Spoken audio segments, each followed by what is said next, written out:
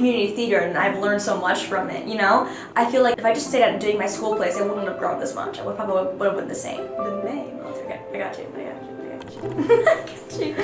Okay. Hi, I'm Jordan Crawford and I am May's Volunteer of the Month. I go to the village school, I'm a senior. I started Kids Act when I was in 7th grade in Junie B. Jones. So I was nervous. I was so nervous. It was awful. And then I auditioned and then I got Junie B. And I was like, you sure? Like, are you sure?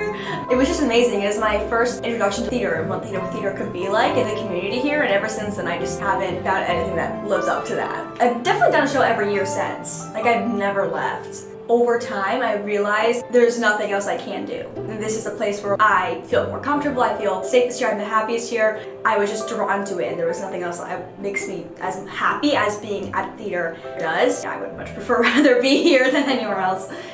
When I first started here, I was an LTM, and that's when I was learning from each department. I was learning scene shop, I was learning props, I was learning with Cole for stage management, I was doing all that, and I loved that because I was here learning everything. I was even happy doing like the janitor stuff, and then I stopped and I did fully just performing. And I stuck for that a while because I mean that's what I love. But recently I was an ASM for Sound and Music, and I did that whole rehearsal process as an ASM, as a backstage point of view type thing. And I actually didn't expect to love it as much as I did. It was so fun. I got to write all the blocking down, I got to meet all the kids and live through all that experience but not go on stage ever. As an ASM you like tell people what to do, and I like that. But you kind of just see everything and how it works together and pieces together, so when you're on stage you kind of get a full understanding over what's happening around you, and you have so much of a greater appreciation for everyone backstage, not just the people on stage.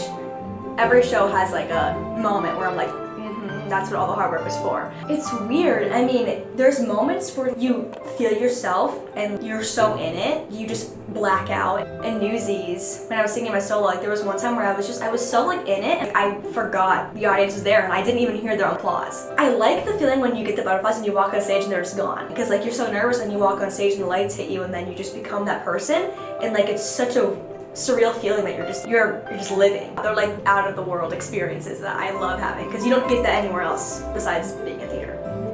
Doing the flies was the most difficult thing. Those were heavy.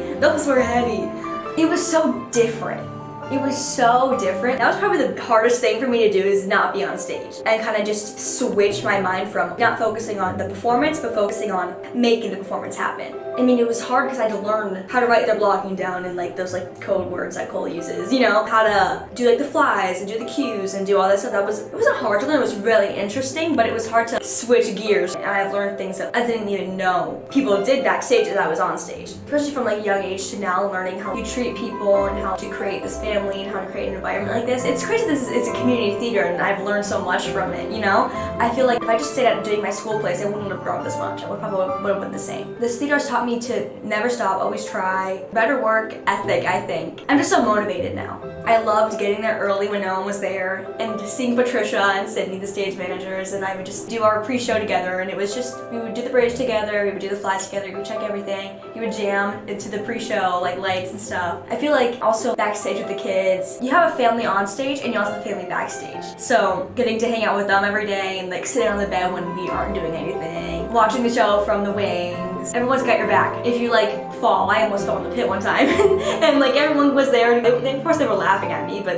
it was fun. They got my back. You feel safe, you feel comfortable. That's just from doing a show. That's kind of weird to think about, you know? You make friends that aren't just in the rehearsal room. You make friends that are outside the rehearsal room too. So I feel like I hang out with a lot of my friends. I had a lot more friends, I would say, from coming to Naples Players. We just hang out, we get food together before shows, after shows, even just on the weekends. I definitely, looking back, I've seen how much I've grown. Something that I've learned being here, you always know someone's going through something. You never know what they're going through. And like when you walk through the door, it's all out and you get to just be together. I feel like for me, how I deal with situations now, like if someone's being rude, it's not necessarily, oh, they're just a mean person. They're going through something. I start treating people differently with more of an understanding of what could be going on. I feel like that's something that I've learned just through years of being here.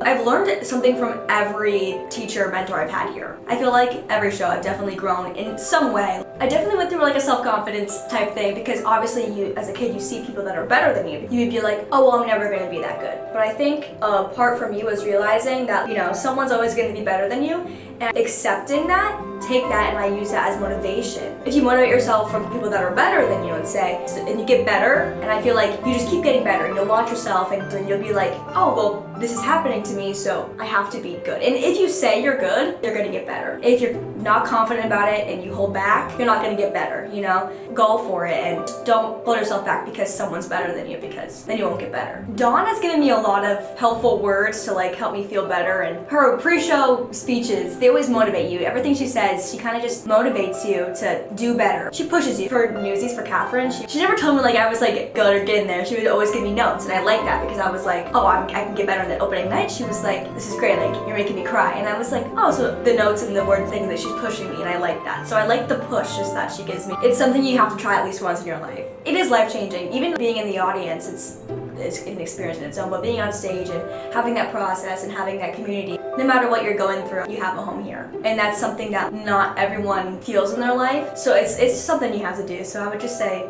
you gotta do it. Everyone wants you to do the best. They don't want you to do bad. Once you do it, at least for me, there's not really going back. So I mean, yeah.